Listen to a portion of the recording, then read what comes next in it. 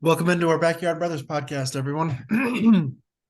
uh, as you may know, the NFL draft is ongoing. We are not going to talk about it at all today because it is not finished. We're going to take it as a whole next week. So we're skipping that, but bring your thoughts next week. We are going to talk very, very quickly, very briefly about four or technically three upcoming NBA playoff series. I want one sentence from each of us on the previous series, and then a prediction in game, which team in which game. And so, let's start with Nuggets versus Suns, which is later today. So Nuggets versus Timberwolves. One sentence from each of us on that series.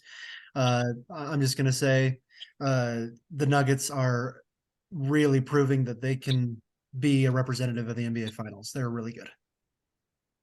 Dustin? Yeah, I would say Nuggets are a team that is gelling really, really well together. They're a good team. And Cody? They're scary. They're scary to watch. Yeah. All right, Suns versus Clippers. I don't want to talk about the Clippers, but I will say that of any team left in the Western Conference, I think the Suns pose the biggest threat to the Nuggets in going to the finals.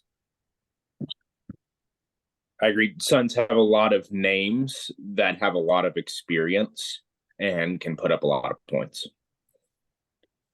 This is where we're going to see the experience versus talent and see which one trumps. Okay, and now the prediction.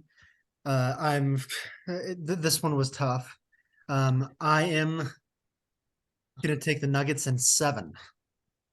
Home court advantage. They're going to win on their home floor.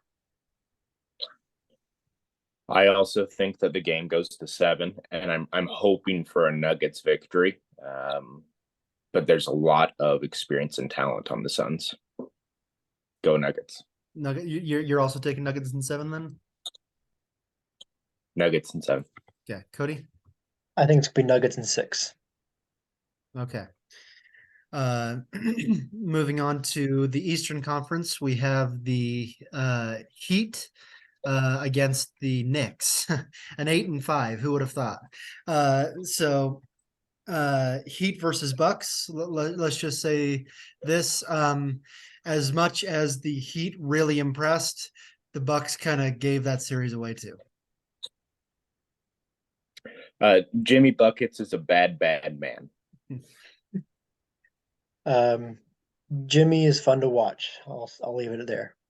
Yeah. Knicks versus Cavs. I severely underestimated the defensive impact of Tom Thibodeau as a head coach. He and the Knicks completely shut down the Cavs in 5 games. Yeah, this was a Knicks versus Cavs was a men versus boys. Knicks just totally dominated that series. Knicks could be going somewhere in this playoff. That's where I'll leave it for that. Or they could be going somewhere. Okay, Dustin, give us a prediction. Knicks versus Heat versus Knicks. Yeah. The Heat are going. The Heat in 6. Cody? Knicks in 7.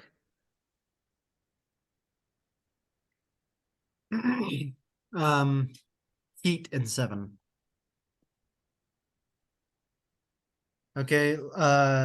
Lastly, we've got the Celtics against the 76ers, the 2-3. So let's talk 76ers versus Nets. Complete domination. Nets had no chance. Yeah, Nets have been swept first round 2 years in a row. They didn't stand a chance this one. 76ers too good. Yep, Nets are they're not fun to watch, in my opinion. Okay, and Celtics versus Hawks. You said it in a text earlier today. I took the words out of my mouth, Dustin. The Hawks were surprisingly strong in this series, and the Celtics just had to hold them off. Yeah, Hawks are very strong. I don't think that it should impact our thoughts on how good the Celtics actually are. Mhm. Um, that's actually exactly what I was going to say, Dustin. But the Celtics are really good, and there's plenty of talent everywhere else. But the Celtics have what it takes to win. Okay, Cody, give us a prediction. Celtics for 76ers. Celtics and six. And how many? Cody, what did you say? Celtics and what? Did we lose Cody? It might be. We'll You come can hear back. me. There you are. You can hear me. Yes, we can hear you now. I said Celtics and 6. Okay. Dustin? Or me, that's me actually. Sorry. I'm going Celtics in 5. I think this series also goes 7. Okay. And so, but Celtics do win it. Celtics in 7. Okay. I'm only taking Celtics in 5 because I'm worried about Joel Embiid. So, and last, the Warriors Kings are going 7. We all predicted it was going to go 7, so they play tomorrow night. We won't talk about that series yet, but we will talk about Lakers Grizzlies. Lakers wiped the floor with the Grizzlies last night, and I'm the only one of us that predicted the Lakers win. So, but I said 7, so I'm proud. Dustin, Cody, thoughts? Yeah, the experience on the Lakers. I mean, you look at LeBron James. If he gets into the playoffs, the chance of him going far is huge. You know, he's been to the finals 9 times. LeBron and that leadership has really helped the Lakers dominate that series. All I will say is that I was impressed by the Lakers and um, impressed that the Grizzlies weren't. How do I say it? Unimpressed, I should say, that the Grizzlies were not able to pull it off. They got destroyed, but I thought the Grizzlies could have had this series. Okay. We will talk about we'll do a prediction probably by text for that series, that whoever comes out of the Kings Warriors tomorrow night. But okay, so we got through that quicker than I thought we would. That's good. So now we're jumping into a show from Dustin.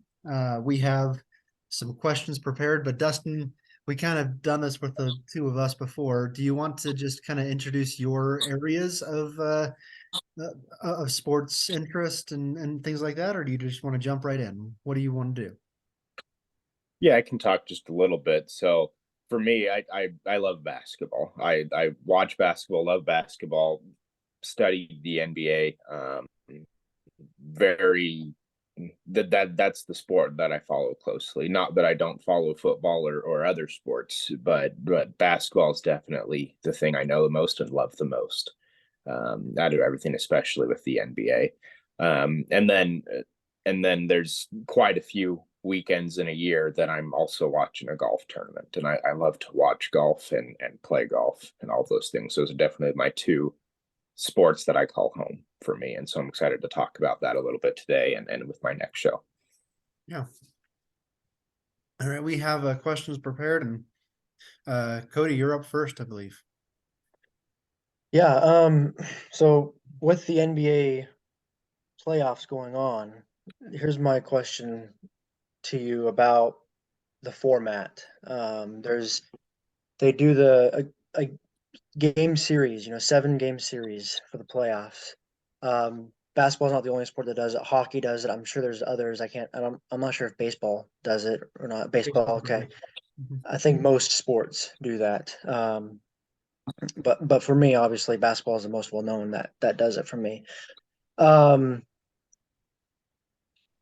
so one thing, at least in my opinion, I think a lot of other sports fans would agree with it, that makes sports so exciting is the potential for upsets. Um, you can see that all the time in college basketball because once it gets to March Madness, it's one and done. NFL, same thing. They're not going to play 7 games because you can't take that kind of contact. And so, I guess my question to you is: does having the 7-game series, it ensures that the very best team is going to move forward every time? does that remove any excitement for you? Does like that there's not going to be an upset? That just every time they'll make sure that the best team moves forward. And so does that remove any excitement? I love the NBA playoffs format, and I wish all other sports had a game series format. Um, I think playing where you have to win several games in order to advance, in the NBA, you have to win 4 games in order to advance. It balances out the effect of bad luck, bad officiating, or a bad performance. Um, I think the best comparison, and we'll talk NFL football here, is the Super Bowl. Super Bowl is 1 game. And think about this most recent Super Bowl. Jalen Hurts had a terrible fumble that the Chiefs picked up and ran back for a touchdown. That was bad luck. If that doesn't happen, Eagles might win the Super Bowl. Secondly, there's bad officiating. At the end of the Super Bowl, there's a bad pass interference holding call that sealed the game for the Chiefs. If that doesn't happen, Eagles might win the Super Bowl. And so bad luck and bad officiating has way too much of an impact on sports where it's a 1 game elimination. In basketball, those things happen, right? Bad officiating, bad luck, bad performances happen, and it could determine 1 game. It has an impact on 1 game, but that's 1 game, and the team adjusts and say, hey, in our next game, maybe that luck, maybe that officiating is going to swing another way to our advantage. And so having a multiple game series where you play the same team multiple times helps balance out those factors that are going to exist in the sport, no matter how much you try to not have them impact the sport. And I think that's a huge impact, and why I love it, and why I think that a game series is so important to the playoff format of sports. Another thing is mental adjustments. Is after each game, these teams go back, they review the footage, they review everything and say, okay, what did that team throw at us? And let's adjust to that. Let's take the next game and say, okay, how can I adjust? You can look at the Lakers Grizzlies series where Dylan Brooks was saying, I'm going to take down LeBron. LeBron was just kind of like, okay, come and get it. And Dylan Brooks can never adjust in order to take down LeBron James. LeBron owned him every single game. And so that consistency and that consistent performance was really impactful, to the point where, hey, Dylan Brooks even tried to punch him in the groin, trying to get into his head, and couldn't do it. And so those mental adjustments that a team has to make, look at the Heat, the way the Heat did it against the Bucks. Every game they came in more prepared. And so coaching has so much more impact on a playoff series in basketball than it would ever have in football, because you have to beat them multiple times over and over and over again. And that's where you see a Hall of Fame coach like Eric Spoelstra of the Heat really shine through. Tom Thibodeau with the Knicks really shine through. Coaching, the mental adjustments, it really ensures that the best team moves forward, like you said. And that doesn't mean that there's not going to be an upset. We've seen 3 of them so far in the NBA format, because the best team was the one that adjusted to how the game was being played, to how the series was being played. And like I said, balanced out bad luck and bad officiating. Any follow-ups? Just a couple quick ones. I love that answer, Dustin. And I was going to say something similar, that we've seen, Cody, you said it ensures the best team moves forward, but of the 7 winners so far, almost half of them have been the lower seed in the NBA. And so it doesn't necessarily mean that the highest seed is going to move forward. It means the best team that is of those, 7, 6, 5 games, whatever it is. Not always the higher seed. And Dustin, you mentioned the Super Bowl as an example. The one I was thinking of, call me a homer in this case, was the NFC Championship game, where the 49ers were dealt with huge bad luck with the quarterback, both quarterbacks going down. That's a 1 game it's over. Maybe if that's a 4-game series, the 49ers can win that and get the quarterback back. And so yeah, it's tough injury luck. It's never going to happen, obviously, in football, but you think about those kind of adjustments and that happens in a one game playoff, you're done, like the 49ers were. After the first quarter, it was mathematical. The 49ers were not going to win that game because of what happened. So I Yeah, think and I could follow up with that and saying, look at the Super Bowl. Did the best team win? I would think so. Other people, maybe even you, wouldn't agree. But how much did bad luck and bad officiating actually impact that game? mhm. A lot more than it impacts the NBA.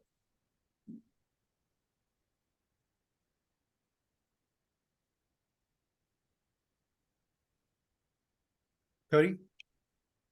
Thoughts? or Okay. my Okay. Do you have any follow up, Cody?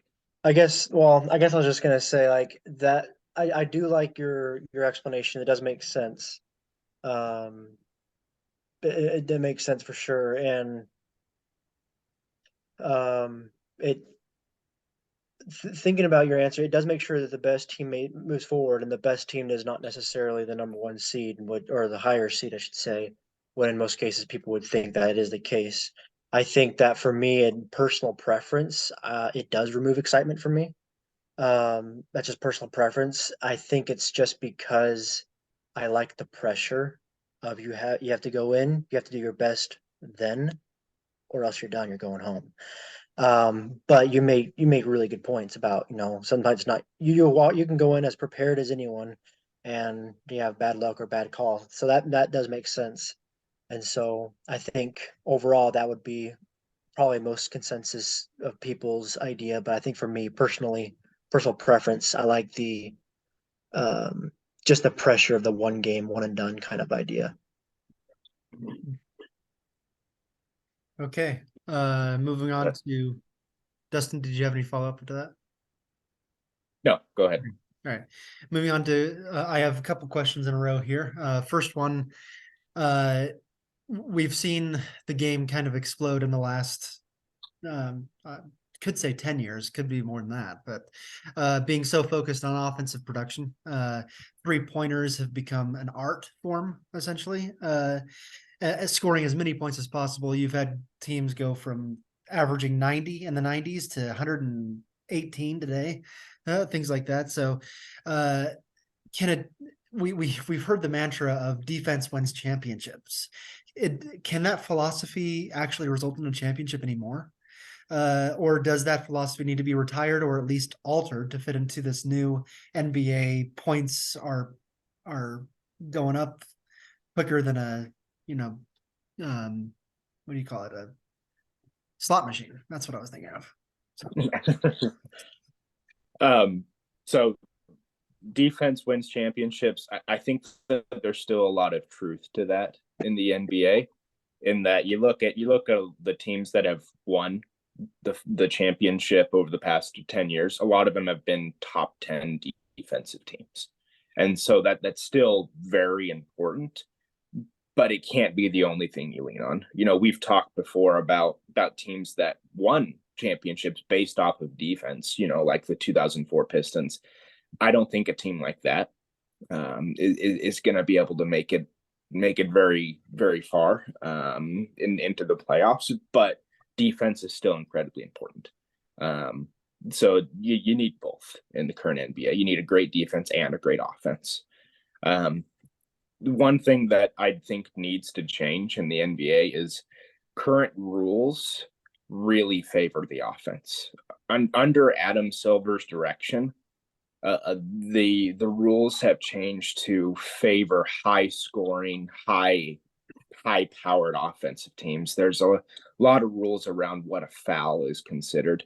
That very light touching is a foul at this point, and basically once you get contact, hey, you can still take another two steps, throw a shot up, and they'll say, yeah, that's a shooting foul.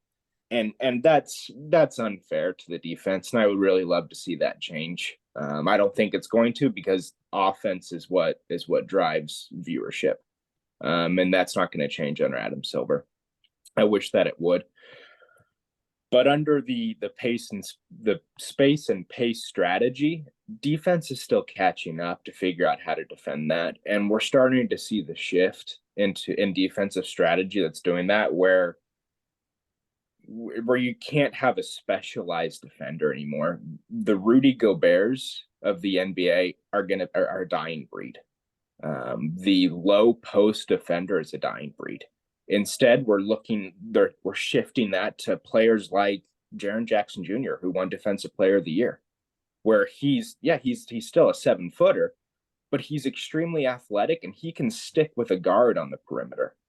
And that's where defense is changing to, is player that can guard all positions 1 through 5 and can switch and guard everywhere. And that's where defense is going in the NBA, and that's where we're going to see a lot of players in the future, is these long players, 6'6" to 6'9", that can guard every single position. Look, think of Jason Tatum and Jaylen Brown, fit that mold exactly. They can guard every position. That's where defense is going to, and that's where it's going to stay. Great answer. And I was thinking in particular about this last in this first round. The Knicks proved that defense can win a series. At least they just dominated the Cavaliers, and so the Knicks absolutely showed that. And so I like that answer. And my next question goes almost directly off of that. But Cody, do you have any follow-ups? I guess that your same answer, does that translate to other sports as well? Like, I know you said that obviously you need both offense and defense, but with so many points being scored, is everything focused on offensive points in other sports too? You can on any other sport, is that like where everything is being focused now, or is it still like we need to focus on defense most? Do you think that is the same across all sports? Is that just NBA?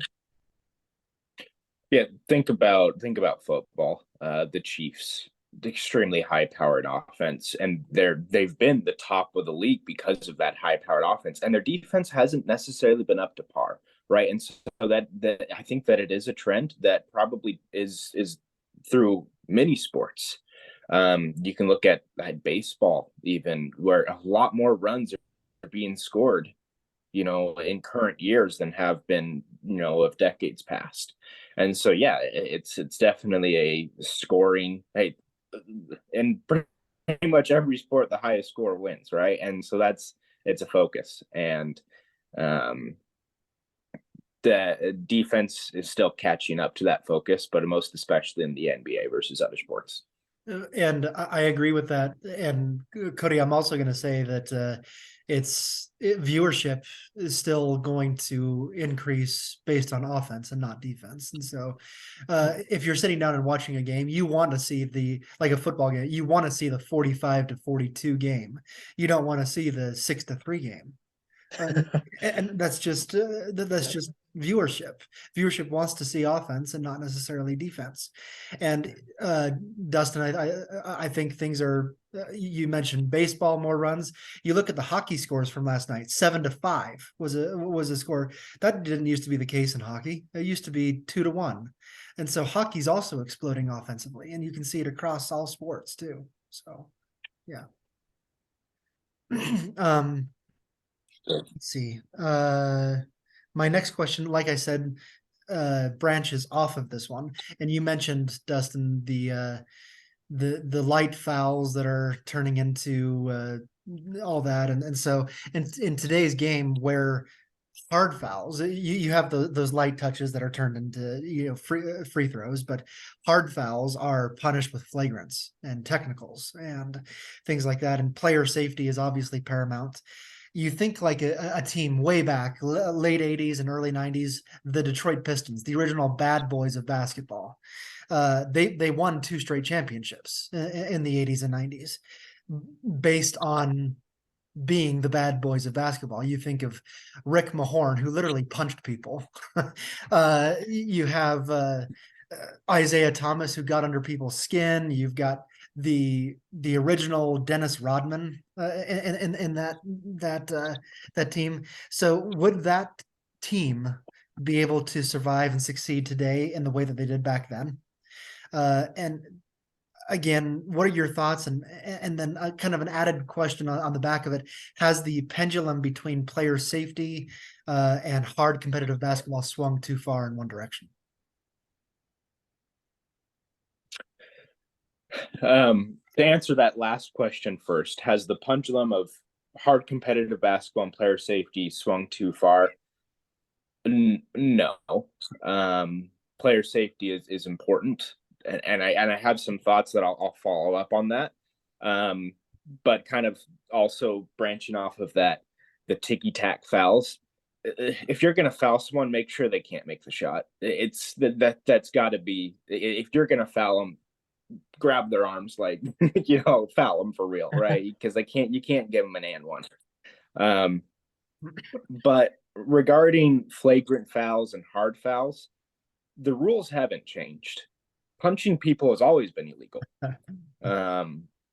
But the enforcement and the consequences of those actions have changed. That pendulum has swung far. As an example, kind of relates to the Pistons. I don't remember exactly what year, but there's a time Isaiah Thomas, they're playing the Jazz, and Isaiah Thomas goes down the league, and Karl Malone goes in with an elbow and hits him in the head and gives him 44 stitches. Yeah. And after that, he said, yeah, I gave him 44 stitches because last time we played, he scored 40 points. He deserved it.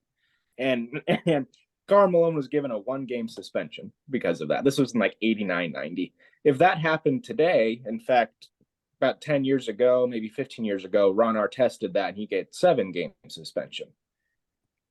Around the same time, Ron Artest punched a fan and got an 86-game suspension. And so the consequences have increased, the enforcement has increased, but the rules haven't changed, right? We see more ejections, more suspensions. We see every time that there's a hard foul, they go to the review board, which just slows down the game. But so the enforcement of flagrant fouls have absolutely increased. Can a team based off of hard fouls still exist? Yes, absolutely can, but I don't think that it should. As an example, I'll relate this back to football again. Helmet to helmet contact. You go back 20 years and like there was totally shows. There was a show called Jacked Up that every week they would look at big hits, and a lot of them were dirty, bad, mean hits that caused injuries. And you'd be like, yeah, this is great, this is awesome. And now you look at it today in the NFL, and the rules have changed to say you can't do that. We look at how CTE and concussions impact players' health and says we need to really protect players, not just at the NFL level, but all throughout. Basketball, it's the same way. There's not the kind of fouls that cause lasting injuries like in there, but you look at, I'm gonna use Draymond Green as an example. Sabonis grabbed his ankle and he stomped on his chest. And what message does that send? That in sports, if someone grabs you, it's okay to try to injure them. And so that's why a team like that should not exist. Is that we need to, players at the NBA at the highest level need to set an example for all others that violence, injury, a hard foul is never acceptable. And that you should never try to injure another person in any way. I really like that answer, and I don't know if this is a tangent, but it's a thought. How much playing quote unquote dirty basketball impacts the reputation of the entire team and not just the player. You look at Dillon Brooks of the Grizzlies. The Grizzlies are seen a little bit that way, kind of like that grit and grind, dirty kind of team because of one player. Golden State Warriors and Draymond Green, not quite as much because I think they're balanced by Curry and Thompson and all that, but still, yeah, there's a reputation. And bringing it back to the Pistons, you had those guys I mentioned, Bill Laimbeer and all those guys on that team. You also, but it was seen as the original bad boys of basketball. On that team was a guy named Joe Dumars, who won the NBA Sportsmanship Award 2 different times and ended up being on the NBA's committee for games and sportsmanship, and I think he was the president of that for a while. And so, but no one thinks about that because of how bad that the rest of those teams were, the players were to do that. That you had this guy that was the absolute pinnacle of sportsmanship on that team as well. The only other thing that I was going to Yeah, add, great. oh, sorry. One other thing I was going to add Go ahead. is like, and you talking about the game of basketball changing with these fouls. I think even today's game, if someone were to throw a punch like that, you won't only be looking at a suspension. Like I think people would even be looking at assault charges. I think it's getting to a point like that. I think that's and if you're doing something that where you're seriously going to injure someone, I think that's actually the respectable route to go. And I know like you had talked about football as well, the helmet contact and things going on in football as well. And I don't know if you guys remember a few years ago when um, Miles Garrett. This is not helmet contact, but he used a helmet and attacked Mason Rudolph.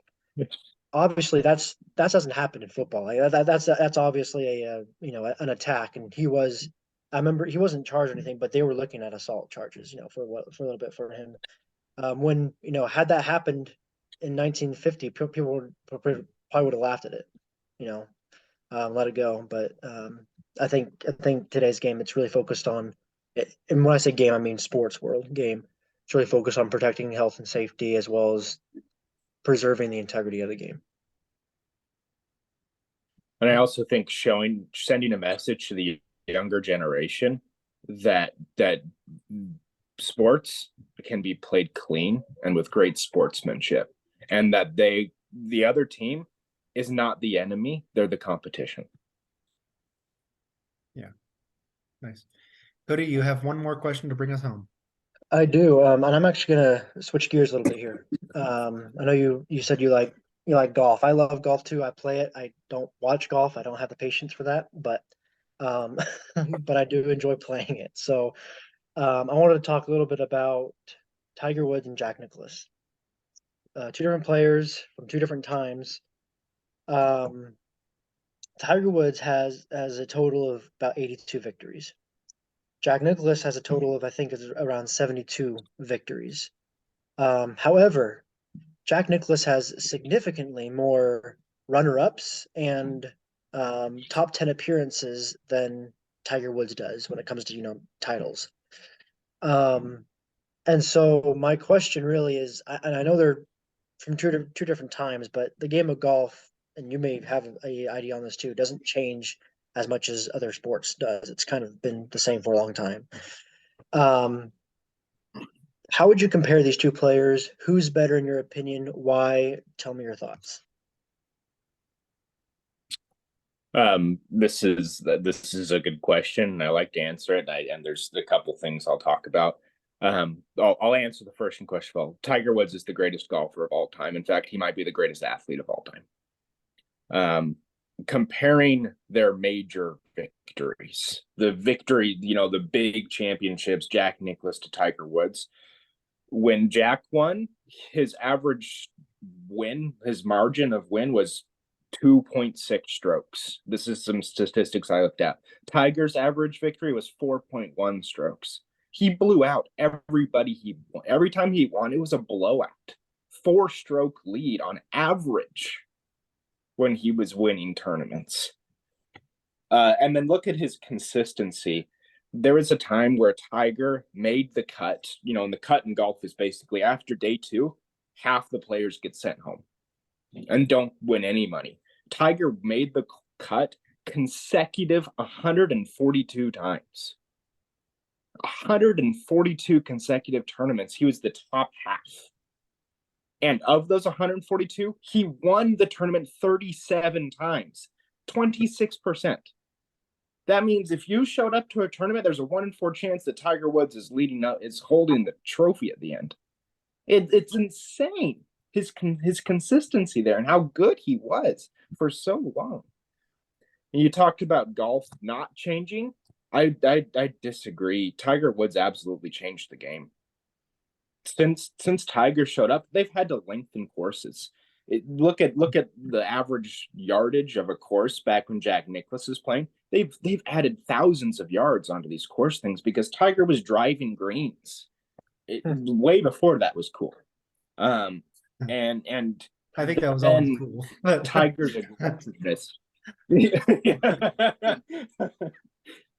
And Tiger's aggressiveness with his shots. You know, the game of golf when Jack was playing was if you hit a bad tee shot and it's out of bounds, you just try to save your round. You pitch it back into the fairway, get it on the green, and try to make your par putt.